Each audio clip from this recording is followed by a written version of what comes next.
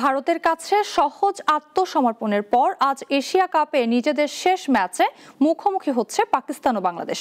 জয়ী হলেই ফাইনালে ভারতের মুখোমুখি হবে সেই দল। তাই অলিখিত সেমিফাইনালে উভয় দলই মাঠে নামছে পূর্ণ শক্তি নিয়ে।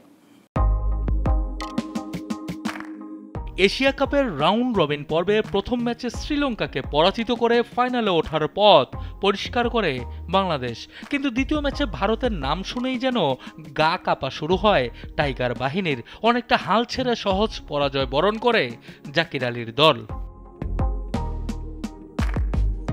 এদিকে ভারতের কাছে আত্মসমর্পণ করা পাকিস্তান শ্রীলঙ্কাকে হারিয়ে তারাও রয়েছেন ফাইনালের পথে, কিন্তু মাঝপথে বাধা বাংলাদেশ।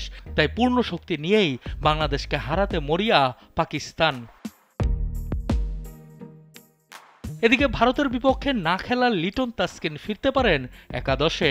ফর্মে থাকা সাইফ হাসানকে খেলানো অনেকটা নিশ্চিত, তাই তামিম কিংবা ইমন পরিবর্তন হতে পারে ওপেনিংয়ের।